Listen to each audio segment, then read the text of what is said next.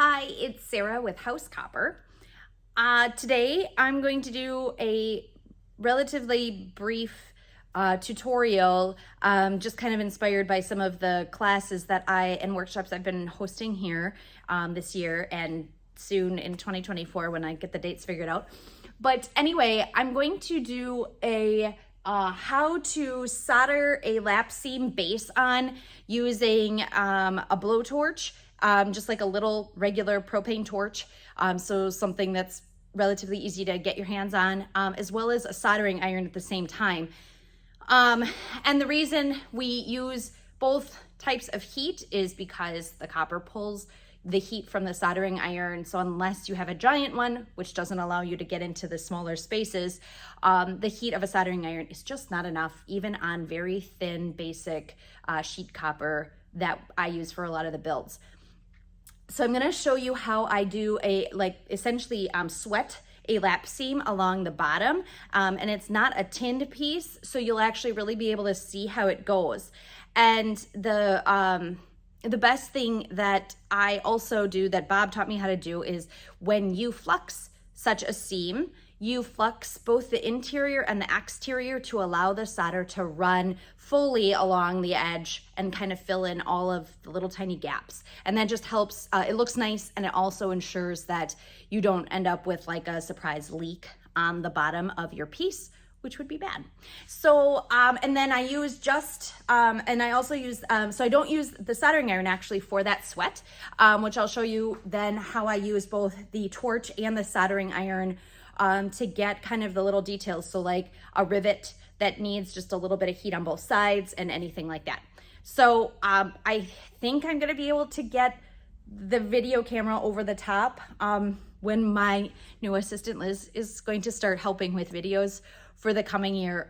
We'll probably be able to finally get some decent angles for once. So that'll be nice. But in the meantime, here we go on how to essentially sweat solder a lap seam. First and foremost, the best thing to do is to try and get that lap seam nice and secure. You don't want it falling off so that you're trying to hold it while soldering it. So as you can tell, my lap seam is very tight and doesn't actually have a lot of gaps. It's really nice looking. But we're going to be doing the interior seam. So, as I mentioned, I'm going to flux the inside. I will, as always, put what flux I use for this process below. So if you want to know, look, read. I laugh at times. People are like, what did you use? I'm like, it's in the description. Read. There's even a link. I have learned the hard way to do that. I used to, in the very beginning, not put the links.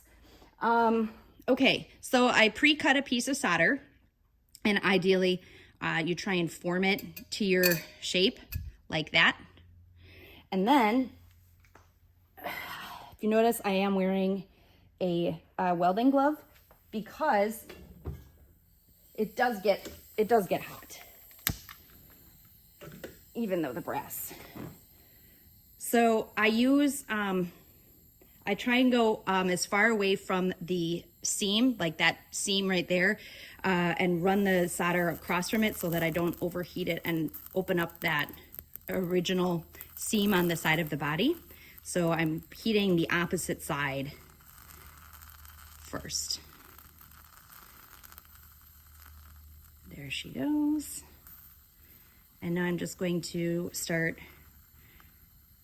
tilting and running the solder all along here. Then I'll go to the other side and I'll run it there. Come on. There we go. And then I'll kind of scoop it all the way around and then wait. And there is that seam. And I'm going to let it cool for a little while so it doesn't like pool when I tilt this to do the rivet. And also, you know, you try not to flux the seam you don't want done. So, and that's taking forever. Come on.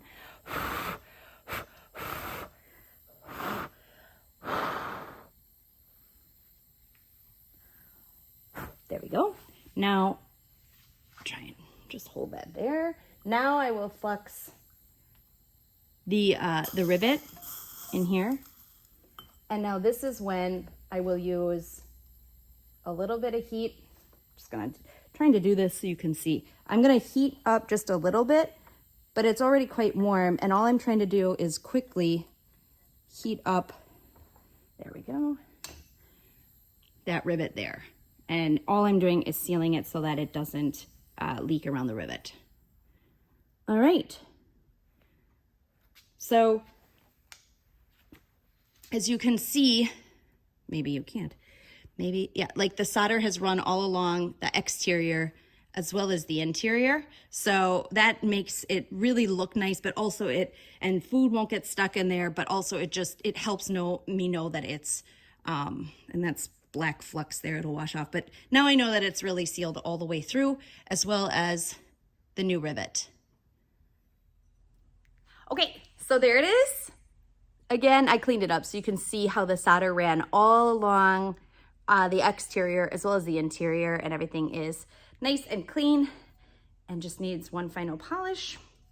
We have a 1 cup measure.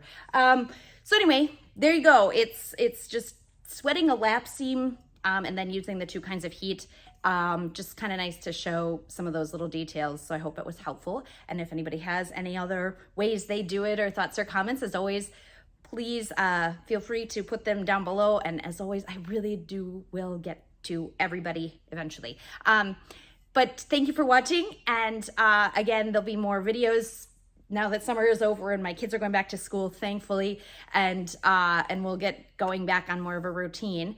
As always, please feel free to pick up my book, Copper, Iron, and Clay, wherever books are sold, or subscribe to this channel and share and enjoy some other videos. And you can always find me on social media too, Facebook and Instagram under House Copper. But anyway, thank you so much for watching, and I'll see you here next time.